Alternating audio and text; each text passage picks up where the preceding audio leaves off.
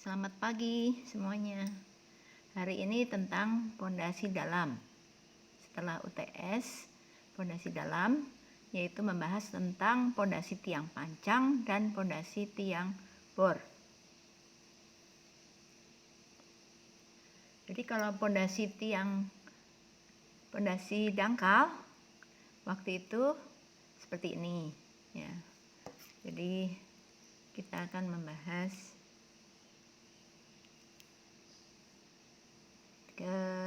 geser tanahnya seperti ini. Kalau untuk pondasi dalam, geser tanahnya ada di ujung dari pondasi.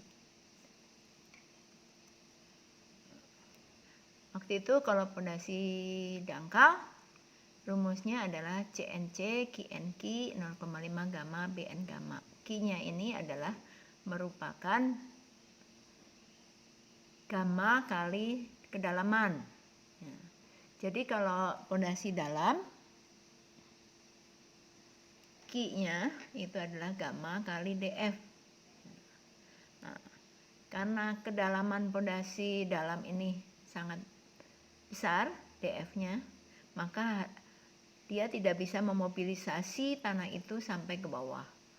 Jadi perlu dilakukan reduksi.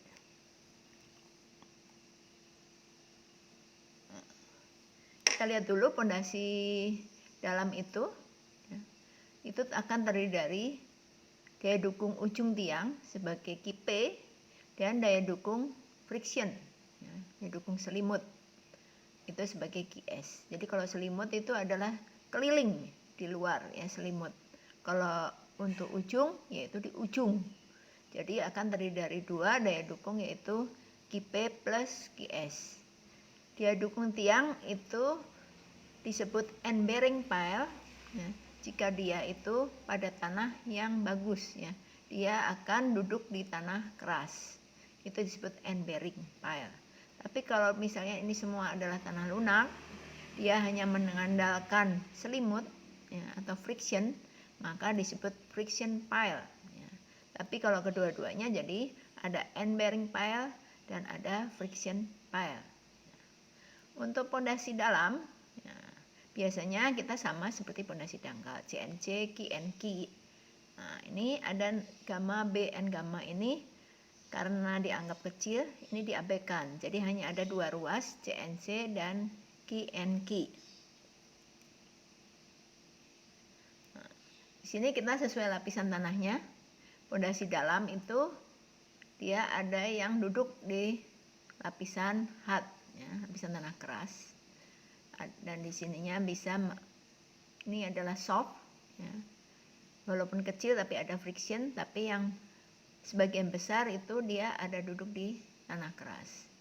Untuk yang dia akan dari semuanya adalah soft, dia tidak duduk di tanah keras, maka di sini disebut friction pile. Dia hanya mengandalkan friksi dari pondasi tersebut. Oke.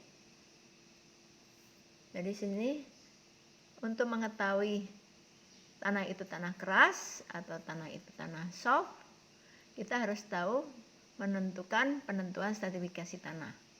Oke, uji lab bisa digunakan, bisa menggunakan uji lapangan. Yang Anda ketahui saat ini adalah uji sondir, uji NSPT, ya, mungkin di lapangan ada pressure meter dan lain-lain. Ya. Mungkin kita konsentrasinya ke dua yang telah Anda ketahui. Kemudian mengetahui lapisan tanah keras itu pada uji NSPT jika 3 kali berturut-turut dia NSPT-nya lebih besar 50. Untuk uji sondir berturut-turut nilai QC-nya lebih besar 150 kg per cm persegi. Jadi uji sondir ini biasanya untuk beban yang tidak terlalu berat. Untuk beban untuk bangunan yang 10 lantai, 20 lantai kita menggunakan NSPT karena sesuai dengan kapasitas dari ujinya sendiri. Jadi daya dukung pondasi itu untuk tanah pasir karena CNC ya, QNQ C-nya 0 untuk tanah pasir, maka dia hanya ada QNQ ya, hanya ada QNQ. ini adalah untuk kita ingin bicara mengenai daya dukung ujung ya. Jadi tadi terdiri dari dua, ujung dan friction. Kita bicara ini mengenai ujung. Kita menggunakan Meyerhof di sini pada tanah pasir, khusus tanah pasir ya. Ini kita batasin dulu tanah pasir untuk kipe. Ya. Jadi kipe besar itu adalah kipe kecil dikalikan luas. Luas biasanya di sini luas bisa bentuknya bisa bulat kotak, segitiga untuk tiang panjang. Ini kita bahasnya mengenai tiang panjang dulu ya. Jadi AP-nya ini bisa bentuk segitiga, bisa bentuk kotak, bisa bentuk bulat ya. Jadi kalau segi 4 ya P kali L ya. Luasnya kalau lingkaran ya 1/4 pi d kuadrat, kalau segitiga setengah alas kali tinggi ya. Jadi bentuk dari kalau tiang panjang itu adalah fabrikasi ya. Jadi kita harus tahu AP kali kipe. AP ini adalah luasan, Q-nya tadi adalah berupa QNQ ya. Nah karena tadi QNQ, gamma Q itu adalah gamma kali DF dan dia tidak bisa memobilisasi sampai ke bawah, maka di sini akan dibatasin sebesar AP-nya itu luasnya sama, tetap ini adalah sebagai QNQ-nya ini dibatasin sebesar ini ya, 5 NQ tangan V.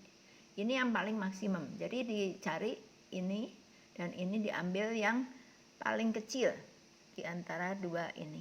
Ya, kenapa? Karena dia DF-nya itu tidak sedalam itu, tidak bisa memobilisasi sampai ke dalam. Oke? Jelas? Ya. Jadi ini sama seperti pondasi dangkal, hanya karena ini tanah pasir, C-nya 0, kemudian gamma BN gammanya diabaikan, jadi hanya di ruas kedua aja QNQ. QNQ-nya dibatasi seperti ini untuk pondasi dalam, dan ini khusus pondasi tiang panjang.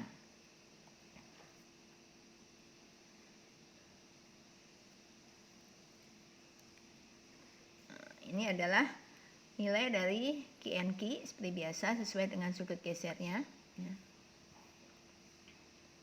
Nah, ini untuk tanah berlapis. Jadi tanah berlapis itu mungkin di sini dia akan masuk di ujungnya hanya kecil ya. Ini misalnya ini adalah tanah kerasnya, dia tidak semuanya masuk ke dalam, tapi ini hanya sedikit ya. Jadi ini tanah lunak, soft, ininya keras.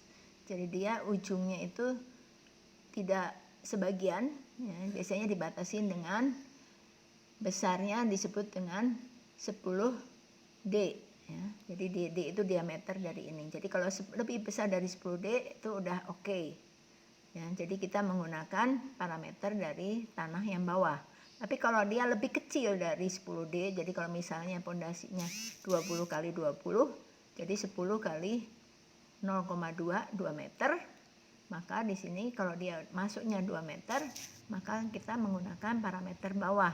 Tapi kalau dia kurang dari 2 meter tadi misalnya, maka kita menggunakan rumusan seperti ini. Jadi ini adalah yang soft, ditambah LB-nya yang masuk berapa dibagi 10D, dibagi dengan ini dikali dengan yang keras di sini, yang lapis parameter yang bagus dikurangi parameter yang lunak ya.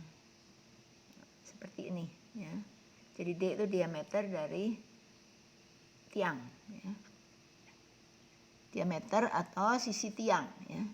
Jadi kalau yang di situ QL itu adalah nilai Q pada lapis pasir lepas yang loose. Kalau yang QD itu yang pasir yang bawah, yang dense ya. Jadi ini yang ada yang loose, ada yang dense. Ini khusus untuk tanah pasir. Oke. Nah, kalau selimutnya gimana? Daya dukung selimutnya adalah Fs K sigma V aksen tangan V ya. Jadi kita anggap sebagai suatu tanah dengan sigma, ada sigma H. Sigma H itu adalah K kali sigma V tangan delta ya. Ini tangan delta ini tergantung dari gesekan antara beton dan pasir. Nah, deltanya, jadi nggak bisa V ya. Tangan delta ini adalah tangan yang reduksi dari sudut V. Jadi K sigma V aksen tangan delta. K-nya konstanta ya. Jadi ada konstanta ini seperti ini ya. Sigma V aksennya adalah tegangan vertikal efektif. Jadi kamu harus buat dulu tegangan vertikal efektif sampai kedalaman tiang ya. Jadi di sini untuk 0, sampai 10 atau 15D dia sesuai. Kemudian dari 15D ke bawah itu dia konstan ya. K0 itu ini 1 mensin V, V-nya adalah sudut geser dalam ya. Jadi sesuai dengan lapisannya, V-nya misalnya 2 lapis ya 2 lapis. Ini adalah untuk daya dukung label, itu biasanya dibagi dengan FK. Ada yang 2,5, ada yang P bagi 3 plus QS bagi 1,5. Oke, sementara ini dulu.